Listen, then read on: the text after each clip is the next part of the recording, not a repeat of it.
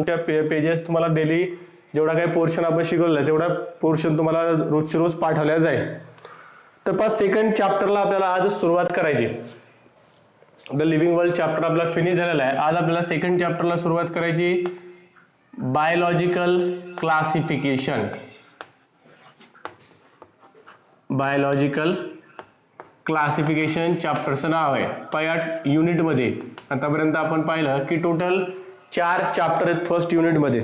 The living world sorry the diversity in organism हा जो first आपला युनिट आहे. या फर्स्ट युनिटमध्ये टोटल 4 चॅप्टर आपण स्टडी करणार आहेत.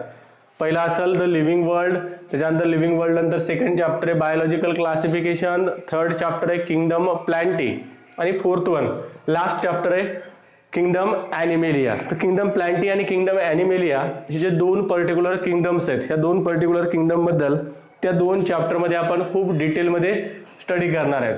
या चॅप्टरमध्ये आपण काय करणार आहेत, लिव्हिंग ऑर्गॅनिझमचं आपण जे क्लासिफिकेशन करतो या क्लासिफिकेशन बद्दल आपण फर्स्ट चॅप्टरमध्ये या सेकंड चॅप्टरमध्ये डिस्कस करणार. नेमके लिव्हिंग ऑर्गॅनिझम म्हणजे काय असतात, बरोबर आहे. लिव्हिंग ऑर्गॅनिझमचे कॅरेक्टर्स, त्यांचं स्ट्रक्चर असेल, त्यांचे टाइप्स असतात, आपण फर्स्ट चॅप्टरमध्ये त्याला कव्हर केलेलं आहे. बेसिकली आपण पाहिलं 3 टाईपचे ऑर्गॅनिझम किंवा 3 टाईपचे लिव्हिंग ऑर्गॅनिझम आपल्याला अर्थवर पाहायला मिळतात. प्लांट असतात, ॲनिमल्स आणि मायक्रो ऑर्गॅनिझम. हे जे कॅरेक्टरायझेशन करून आपण त्यांचं जे क्लासिफिकेशन केलंय, हे क्लासिफिकेशन लिव्हिंग ऑर्गॅनिझमचं कसं केलं जाते आणि क्लासिफिकेशनमध्ये एक सर्वात इम्पॉर्टंट सर्वात मेजर जे आपल्या लाईफ सायन्समध्ये आपण काय करतो, जे क्लासिफिकेशन आपण फॉलो करतो किंवा टाइप्स ऑफ ऑर्गॅनिझम स्टडी करतो, हे टाइप ऑफ ऑर्गॅनिझम ज्या पर्टिक्युलर क्लासिफिकेशन सिस्टीमवर बेस्ड आहे ती classification system that is the universally accepted classification system 5 kingdom classification system which is proposed by the R.H. Whittaker. त्या R.H. विटेकरनं प्रपोज केलेली 5 kingdom classification system असेल. त्याच्यानंतर कार्ल ऊचची 3 डोमेन और it is also term as a 6 kingdom classification system. 3 domain of life और 3 domain system of classification. त्याच्यानंतर त्या classification सिस्टीमच्या अगोदर टाइप्स ऑफ क्लासिफिकेशन सिस्टीम आपल्याला या चॅप्टरमध्ये स्टडी करायचे आहेत.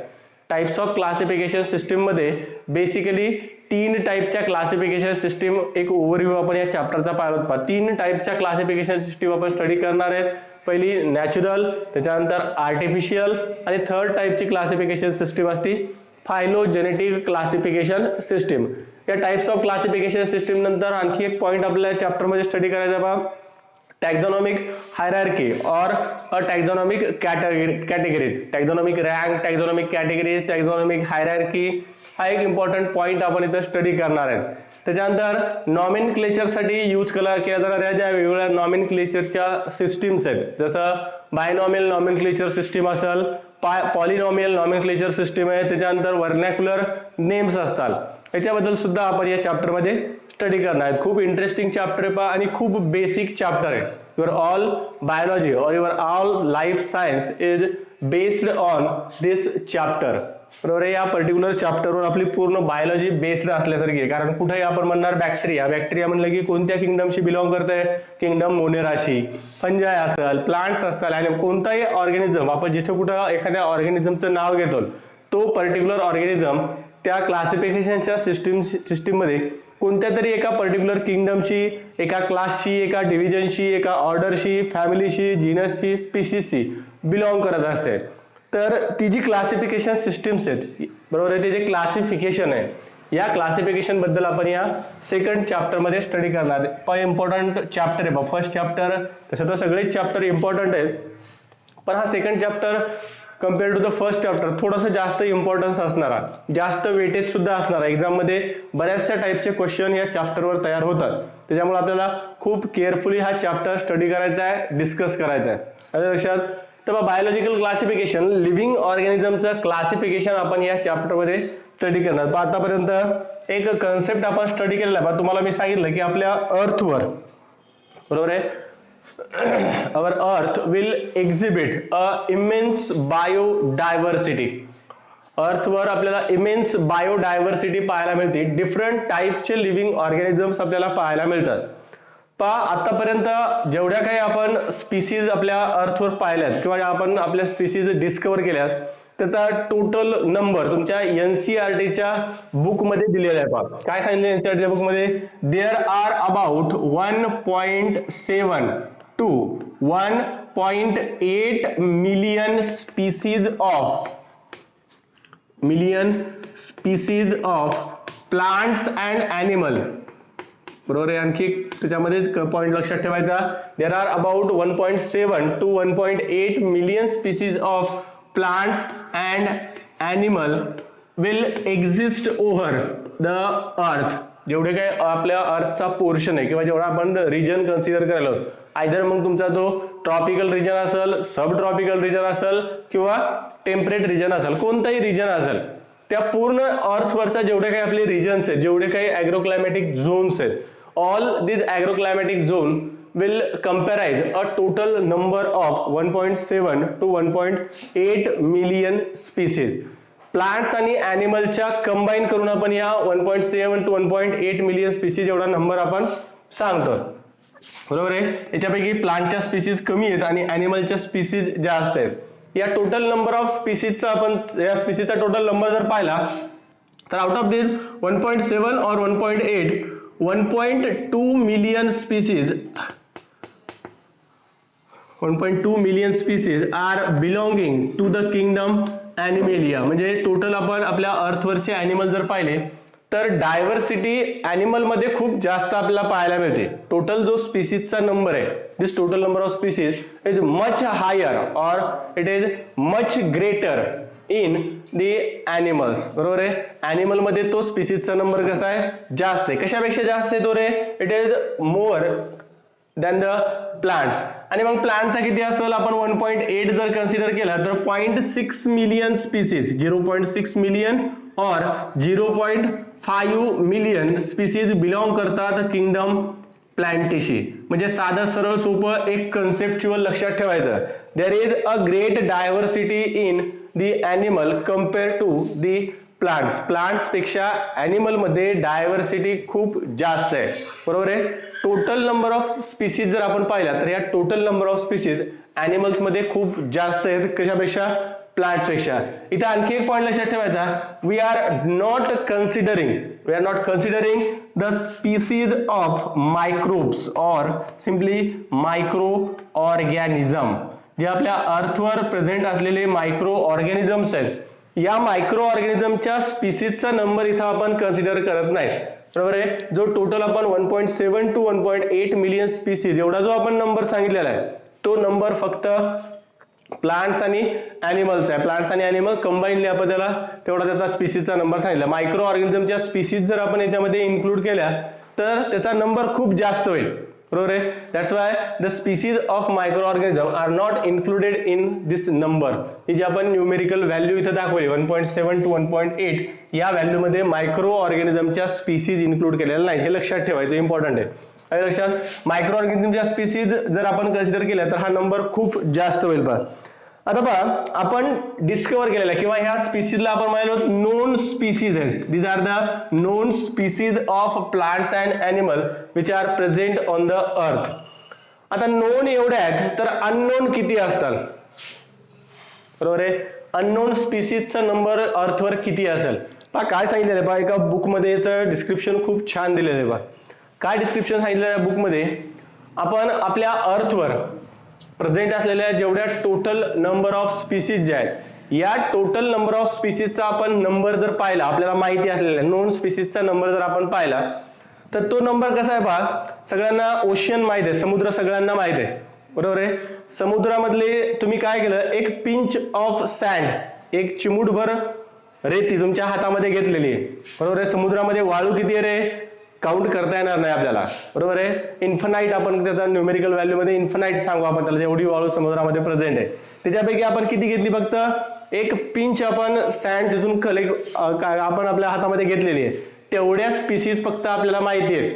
बरोबर आहे. समुद्रामध्ये वाळू किती आहे, त्या वाळूमधला एक चिमूटभर वाळू आपण जर घेतली तर तेवढ्या स्पीसीजचा नंबर आपल्याला माहिती आहे, आणि अननोन मग किती आहे, इन्फिनाइट आहे. बरोबर आहे. तरी एक रोबस्ट किंवा आपण त्याला म्हणतो एक general estimated value, hypothetical value सांगितलेली आहे. बरोबर आहे. ऍक्च्युली ही व्हॅल्यू पुढे बरेच सायंटिफिकली त्याला करेक्ट करून पुढे नंबर करेक्ट केलेला आपण तो सुद्धा पाहणार आहे. तर काय सांगितलेलं आहे, जनरली एक व्हॅल्यू इस्टिमेट केलेली आहे की 50 million species, 50 million species of plants and animal might be exist over the अर्थ. 50 मिलियन स्पीसीज आपल्या अर्थवर प्रेझेंट आहेत, आणि त्याच्यामधल्या आपल्याला माहिती किती आहेत फक्त रे, we know only 1.7 to 1.8 million species, आणि अननोन मग त्या 1.7 मधून किंवा 1.8 मधून 49 किंवा 48 मिलियन स्पीसीज आपल्यासाठी अननोन आहेत. पण हीच व्हॅल्यू जर आपण सायंटिफिकली एस्टिमेट जर केली, बरोबर आहे, सायंटिफिकली जर आपण ही व्हॅल्यू स्पीसीजची एस्टिमेट केली तर तो नंबर आहे जवळपास 8 मिलियन स्पीसीज. बरोबर आहे. Scientifically estimated number of a species which are exist over the earth is 8 million. किती नंबर आहे तो रे, हा नंबर लक्षात ठेवायचे. सगळे हे इम्पॉर्टंट व्हॅल्यूज आहेत. सायंटिफिकली एस्टिमेटेड व्हॅल्यू और scientifically estimated number of species over the earth. Number of species सुद्धा कोणाचे सांगितलं आपण, these are the species of only plants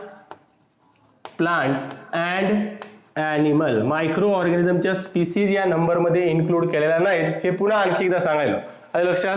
तर मायक्रो ऑर्गॅनिझमची डायव्हर्सिटी आपण या चॅप्टरमध्ये स्टडी करत नाही, मायक्रो ऑर्गॅनिझमच्या स्पीसीज बद्दल आपण इथं स्टडी करत नाही.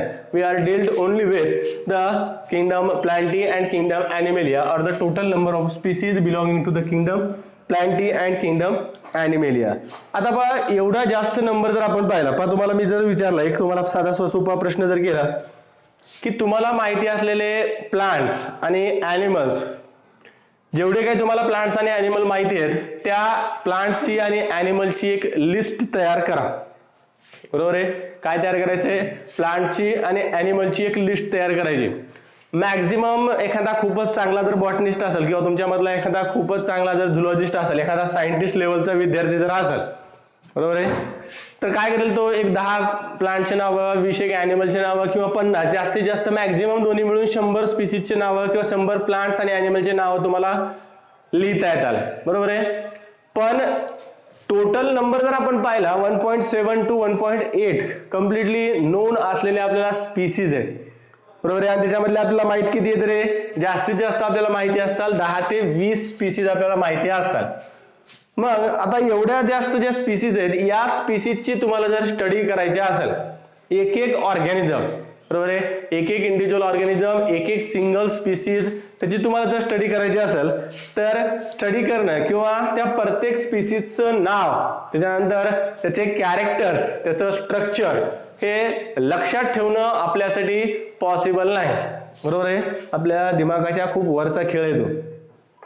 आपल्याला जर कोणी एवढ्या स्पीसीजचे नावं सांगितले, आपल्याजवळ पुढे पुस्तक जरी ठेवलं, बरोबर आहे, त्या सगळ्या स्पीसीजचे नाव वाच, तर हे पारायण केल्यासारखं आपल्याला 1 महिना लागेल त्या सगळ्या स्पीसीजचे नावं नुसते वाचायला. बरोबर आहे. पारायण करणं सगळ्यांना माहिती असेल. ज्ञानेश्वरीचं पारायण करतात, गावाकडं अखंड हरिनाम सप्ताह असते बा, बरोबर आहे. त्या अखंड हरिनाम सप्ताहामध्ये आपण ज्ञानेश्वरीचं वाचन करत असतो. तसं जर तुम्हाला ते नावं सगळे जरी लिहून दिले मी एका पुस्तकावर किंवा एखादं बुक तुम्हाला सांगितलं, त्याच्यामध्ये सगळ्या एंटायर प्लांट्स आणि ॲनिमलच्या स्पीसीजचे नाव आहेत, वाच आणि कर पाठ. बरोबर आहे.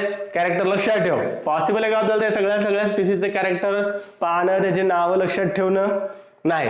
मग याचं सोल्युशन काय? What would be the solution to study the diversity in the living organism? Living organism मध्ये ही जी इमेन्स डायव्हर्सिटी आपल्याला जी पाहायला मिळते, ही डायव्हर्सिटी, त्याच्यानंतर त्याचे कॅरेक्टर्स लक्षात ठेवण्यासाठी आपल्याकडे सोल्युशन काय अवेलेबल आहे. बरोबर आहे. प्रॉब्लेम तर कोणी क्रिएट करू शकतोय, त्याचं सोल्युशन आपल्याला काढता आलं पाहिजे. तर आपल्याला काय करायचंय, सोल्युशन डिस्कवर करायचंय.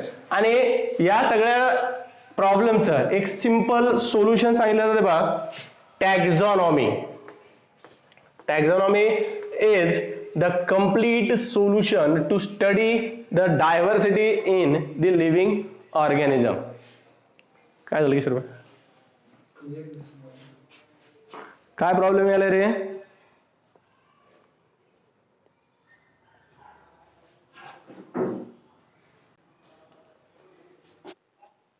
कसं वाले, ब्लर वाले का चमकले?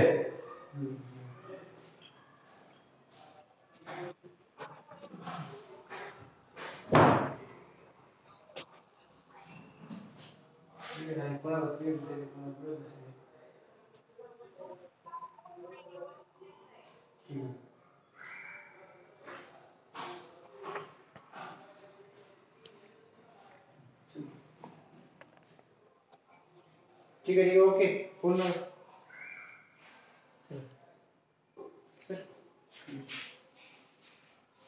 दिसेल.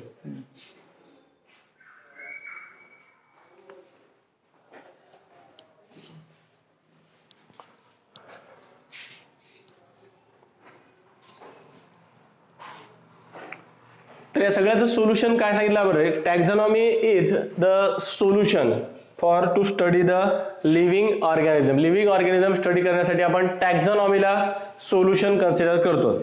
आणि टॅक्झॉनॉमी म्हणजे नेमकं काय असते? काय बघा टॅक्झॉनॉमी?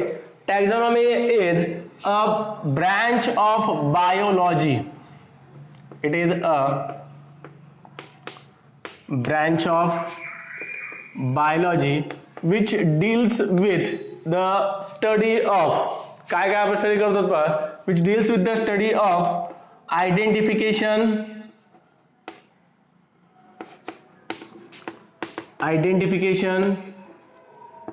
characterization,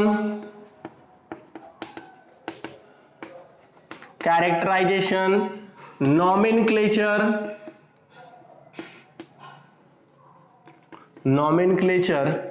and the classification of living organism. Taxonomy मध्ये या 4 आस्पेक्ट बद्दल आपण कम्प्लिटली डिस्कस करत असतो, बरोबर आहे. आणि हे 4ला 4ही आस्पेक्ट आपल्याला याच चॅप्टर मध्ये डिटेल मध्ये स्टडी करायचं. काय काय स्टडी करणार आपण? लिव्हिंग ऑर्गॅनिझमचं आयडेंटिफिकेशन कसं केलं जात आहे, बरोबर आहे. आयडेंटिफिकेशन इन द सेन्स, इथं 2 पर्टिक्युलर पॉइंट लक्षात ठेवायचे पहा आयडेंटिफिकेशनच्या बाबतीत. Identification of a known species, एखादी तुम्हाला नोन असलेली स्पीसीज आहे, बरोबर आहे, फक्त त्याचं करेक्ट नेम तुम्हाला माहिती नाही आहे, अशा पर्टिक्युलर स्पीसीजचं आयडेंटिफिकेशन. किंवा एखादी कम्प्लिटली न्यू स्पीसीज तुम्ही डिस्कवर केली, बरोबर आहे, नवीन स्पीसीज डिस्कवर केली, तर त्या पर्टिक्युलर स्पीसीजला आपण म्हणणार अननोन स्पीसीजचं आयडेंटिफिकेशन. आयडेंटिफिकेशन नंतर characterisation which is based on, बरोबर आहे. ऍक्च्युली जे आपण आयडेंटिफिकेशन करतो, इनिशियली आपण फर्स्ट पॉइंट जो आपण टॅक्झॉनॉमी मधला कन्सिडर केला, identification of a species. Identification is completely based on the characters. आणि कोणत्या कॅरेक्टर्सला, which characters are used for the classification is nothing but a characterization. Characterization करणं म्हणजे काय करणार आहे? एखादं पर्टिक्युलर कॅरेक्टर त्या लिव्हिंग ऑर्गॅनिझमच्या क्लासिफिकेशनसाठी यूज करणं. It is term as a characterization. आता बघा, कॅरेक्टरायझेशनच्या बाबतीत एक खूप छान एक्झाम्पल सांगितलं होतं बा आमचे सर ज्यावेळेस आम्हाला ही टॅक्झॉनॉमी शिकवत होती, बरोबर आहे. 12वीत सुद्धा आम्हाला आठवतंय, तुम्हाला आठवत नसेल, तुम्हाला 3री 4थीला काय शिकवलं आम्हाला आठवतंय. आमचे सर ज्यावेळेस आम्हाला हे टॅक्झॉनॉमी शिकवत होते त्यावेळेस त्यांनी एक एक्झाम्पल आम्हाला सांगितलं होतं, बरोबर आहे. कोणतं कॅरेक्टर आपण क्लासिफिकेशनसाठी सिलेक्ट करणार याच्यासाठी खूप बेस्ट एक्झाम्पल बघा. काय, 4 ब्लाइंड पर्सन्स आहेत. देर आर 4 ब्लाइंड पर्सन, 4 आंधळी माणसं आहेत, बरोबर आहे. 4 आंधळी माणसं आहेत आणि त्या आंधळ्या माणसाला आपण एका झू मध्ये घेऊन गेलो. झू माहिती आहे सगळ्यांना, प्राणी संग्रहालय, बरोबर आहे. झूलॉजिकल पार्क आपण त्याला काल म्हणलो होतो. तर आपण झू मध्ये घेऊन गेलो आणि झू मध्ये घेऊन गेल्यानंतर तिथे एक हत्ती आहे त्या झू मध्ये, बरोबर आहे. हत्ती आहे आणि त्या हत्तीला आयडेंटिफाय करायला सांगितलं तुम्ही, किंवा हत्तीचे कॅरेक्टर सांगायला, कॅरेक्टरच्या बेसिसवर त्या 4 ब्लाइंड पर्सनला तुम्ही म्हणले या एलिफंटचे कॅरेक्टर स्टडी करा आणि कॅरेक्टर स्टडी करून त्या ॲनिमलला डिस्क्राईब करा. आता काय केलं, एक आंधळा माणूस आहे, त्या आंधळा माणूस हत्तीजवळ गेला, बरोबर. हत्तीजवळ गेला, त्या हत्तीचा त्यानं जर पाय धरला, हत्तीचा पायाचा जर त्याला स्पर्श झाला तर तो आंधळा माणूस काय सांगेल तुम्हाला, रे सर तुम्ही जो पर्टिक्युलर ॲनिमल मला दाखवलेला आहे किंवा तुम्ही जो पर्टिक्युलर ॲनिमल त्याला दिसणार नाही, तुम्ही जो पर्टिक्युलर ॲनिमल मला इथं ओळखायला सांगायले तो ॲनिमल त्याचा स्ट्रक्चर राऊंड आहे आणि राऊंड असून गोल असलेला स्ट्रक्चर आहे, गोल दिसणारा तो किंवा गोल असणारा प्राणी आहे. एखाद्याच्या हातात जर शेपूट दिली तो काय म्हणेल, हा प्राणी जो आहे तो प्राणी कशासारखा आहे, सापासारखा आहे, बरोबर आहे. एखाद्याच्या हातात तुम्ही सोंड दिली तर तो सोंड दिल्यानंतर म्हणेल सर काहीतरी एक लांब असं स्ट्रक्चर असणारा सर्क्युलर टाईपचं स्ट्रक्चर असणारा तो ॲनिमल आहे. त्याच्यानंतर एखाद्याच्या हातात जर दात दिले तर तो काय म्हणेल, हा जो ॲनिमल आहे हा ॲनिमल एकदम हार्ड आणि टफ स्ट्रक्चर असणारा ॲनिमल आहे. प्रत्येकानं काय केलं, वेगवेगळं कॅरेक्टर यूज केलं त्या ॲनिमलला डिस्क्राईब करण्यासाठी, बरोबर आहे. तसं कॅरेक्टरायझेशन म्हणजे काय असतंय, त्या पर्टिक्युलर ऑर्गॅनिझमचं क्लासिफिकेशन करण्यासाठी ज्या कॅरेक्टर्सचं तुम्ही यूज करायले, बरोबर आहे, ज्या कॅरेक्टर्सला तुम्ही यूज करायले त्या कॅरेक्टर्सला आपण त्या कॅरेक्टर यूज करण्याला आपण काय म्हणतो, कॅरेक्टरायझेशन म्हणतो. Use of a character to classify the living organism is nothing but a characterization. आता पहा, कॅरेक्टरायझेशनच्या बाबतीत एक गोष्ट इम्पॉर्टंट लक्षात ठेवायची, बाकी एक इम्पॉर्टंट पॉईंट लक्षात ठेवायचा या कॅरेक्टरायझेशनच्या बाबतीत, that is more prominent the character the classification will be more efficient और मोर प्रॉमिनंट. काय सांगत आपण, कॅरेक्टर्स जितकं प्रॉमिनंट असेल तेवढी क्लासिफिकेशन सिस्टीम तुमची कशी असेल, efficient असेल. Efficiency of classification or characterization of a classification is based on the number of character and type of character selected for the classification. कोणत्या टाईपचे कॅरेक्टर तुम्ही क्लासिफिकेशन साठी सिलेक्ट करायले त्या बेसिसवर तुमची क्लासिफिकेशन सिस्टीम कशी असते, इफिशियंट असते. एक साधं सिंपल एक्झाम्पल जर आपण सांगितलं तर एक आपला बायोलॉजीचा फादर ज्याला आपण कन्सिडर करतो दॅट इज अरिस्टॉटल. या अरिस्टॉटलनं एन्शियंट टाइम मध्ये, बरोबर, 1700 काहीतरी त्याचा टाइम ड्युरेशन आहे पहा, त्या टाइम ड्युरेशन मध्ये अरिस्टॉटलनं फर्स्ट टाइम अटेम्प्ट केलता लिव्हिंग ऑर्गॅनिझमला क्लासिफाय करण्यासाठी, बरोबर आहे, कॅरेक्टरायझेशन करण्यासाठी, लिव्हिंग ऑर्गॅनिझमचं क्लासिफिकेशन करण्यासाठी अरिस्टॉटलनं सिम्पली एकच सिंगल कॅरेक्टर यूज केलं होतं, बरोबर आहे. The classification system of Aristotle is based on the single character that is either presence or absence of a blood, बरोबर आहे. एक ब्लड बॉडी फ्लुइड त्यानं कन्सिडर केलं पहा, रेड कलरचं बॉडी फ्लुइड जे, हे रेड कलरचं बॉडी फ्लुइड त्यानं क्लासिफिकेशनसाठी यूज केलं आणि मग बॉडी फ्लुइडच्या बेसिसवर किंवा या ब्लडच्या बेसिसवर त्यानं ऑर्गॅनिझमचे 2 बेसिक ग्रुप तयार केले. काय काय ग्रुप तयार झाले, एक ग्रुप तयार केला plant which do not have a blood, आपल्याला आता सध्या माहिती आहे की प्लांट मध्ये ब्लड आपल्याला पाहायला मिळत नाही, आणि दुसरा एक ग्रुप तयार केला ॲनिमल. आता मला सांगा ही क्लासिफिकेशन सिस्टीम इफिशियंट आहे का, बरोबर आहे, हे करेक्ट क्लासिफिकेशन आहे का, ब्लडच्या बेसिसवर ॲनिमलचं क्लासिफिकेशन करणं. तसे आपल्याला बरेचसे ब्लड ॲब्सेंट असणारे ॲनिमल सुद्धा पाहायला मिळतात. जसं क्रॅब सगळ्यांना माहित असेल, खेकडा, बरोबर आहे. खेकड्यामध्ये तुम्ही कधी ब्लड पाहता का रे, ब्लड कम्प्लिटली तिथं अब्सेंट आहे, बरोबर आहे. ब्लड सारखी दुसरे फ्लुइड तिथं प्रेझेंट असतात जे बॉडी फ्लुइड्स म्हणून काम करतात.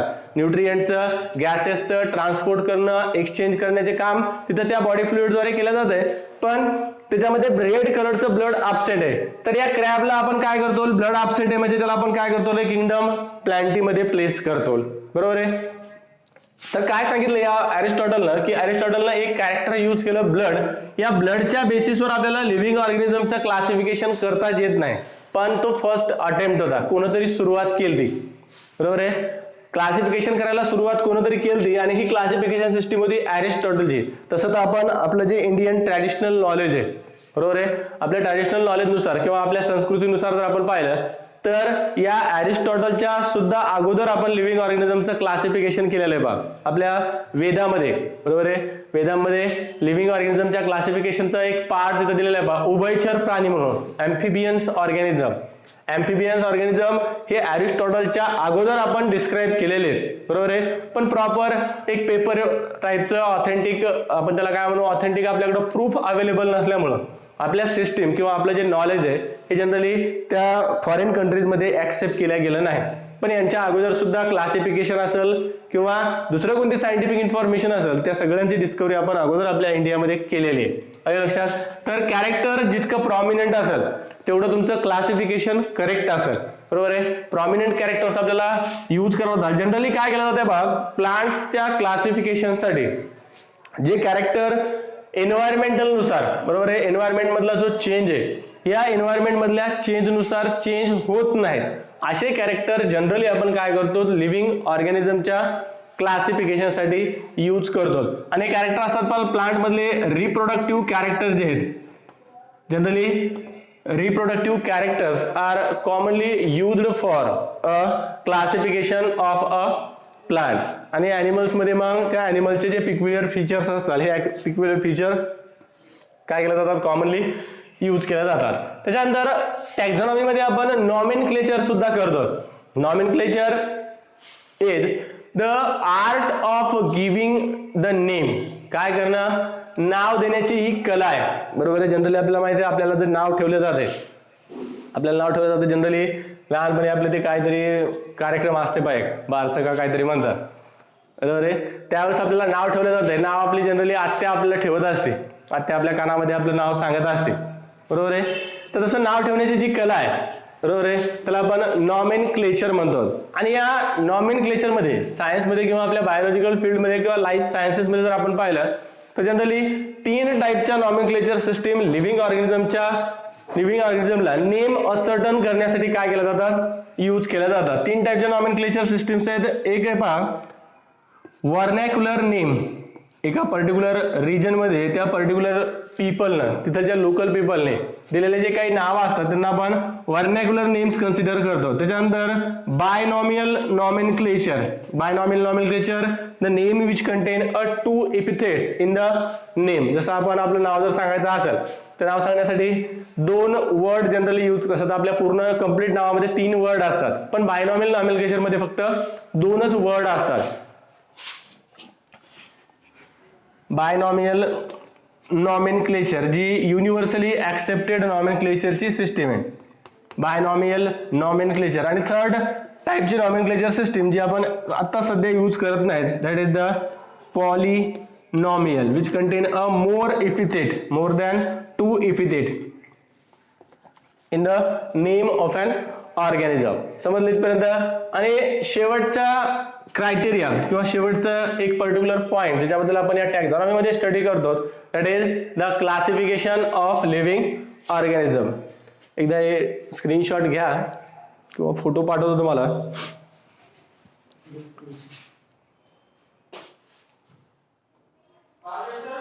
हा सर.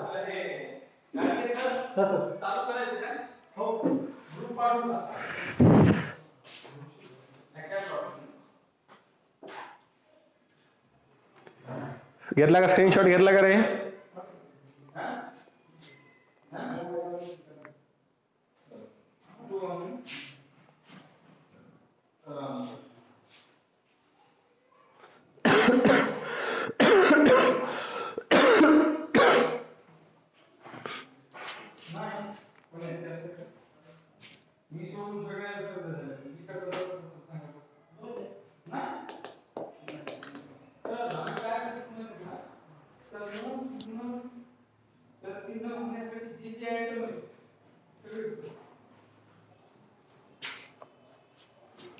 तर 3 टाईपचे नियम तुमच्या लक्षात आले असतात. व्हर्नॅक्युलर नेम्स, त्याच्यानंतर बायनॉमियल नेम्स आणि पॉलिनॉमियल नेम्स.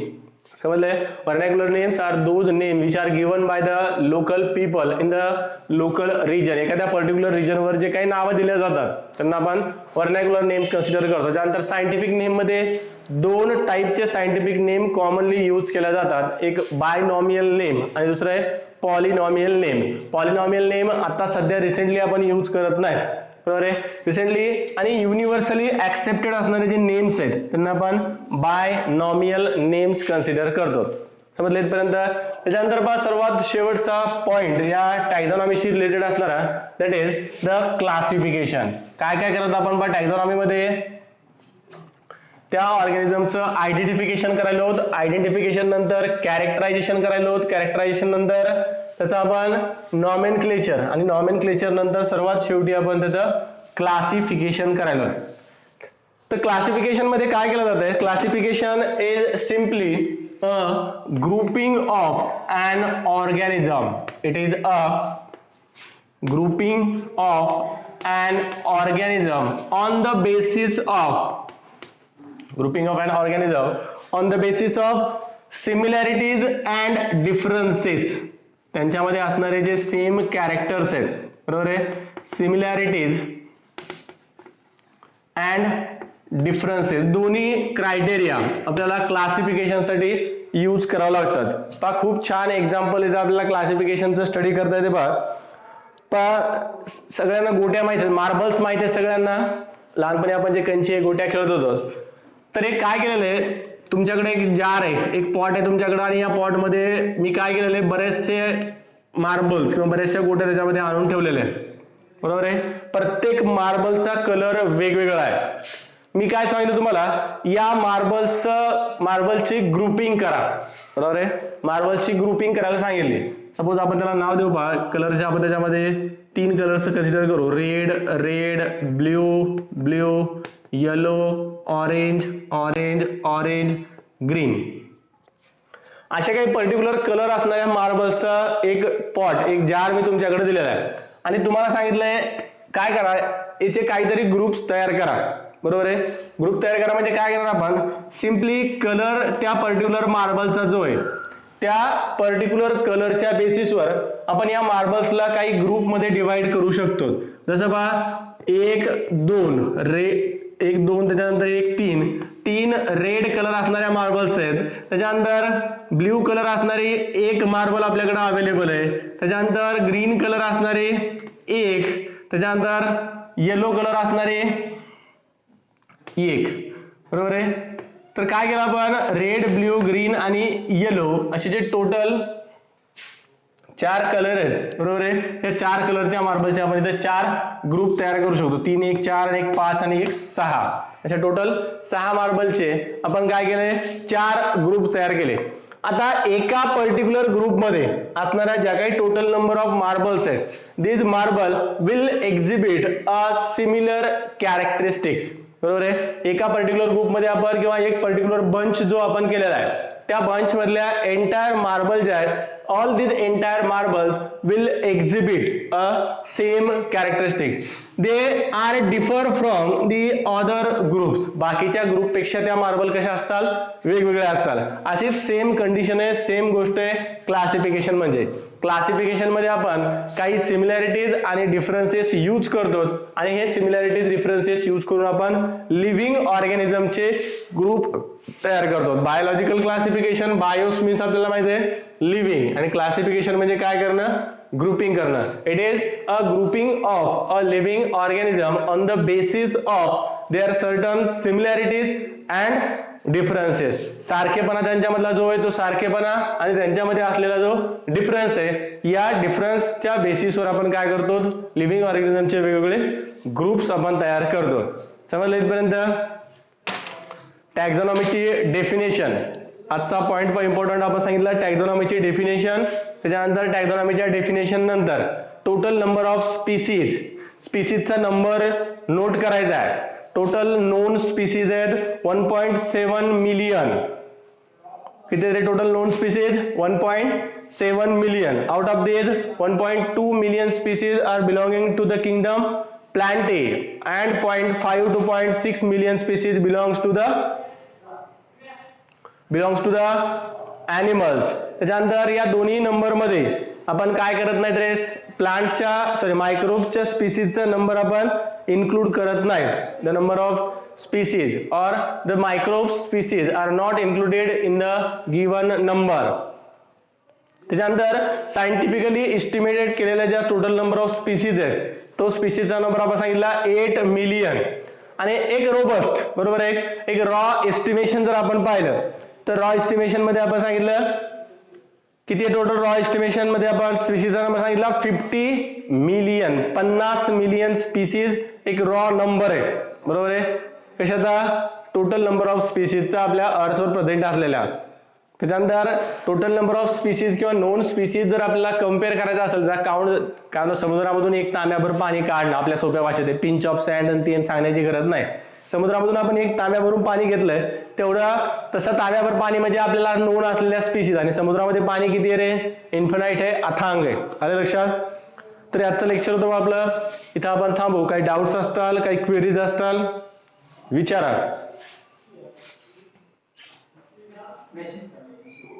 मेसेज करायचा काही डाऊट्स असताल तर. बर्मे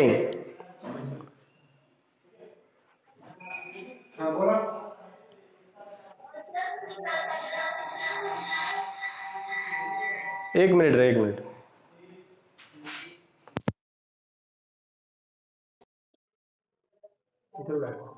रेकॉर्डिंग बंद करा, रेकॉर्डिंग. एक मिनिट अरे.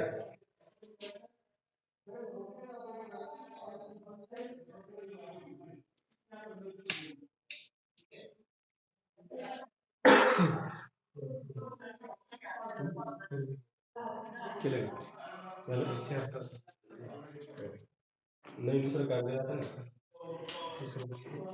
तसं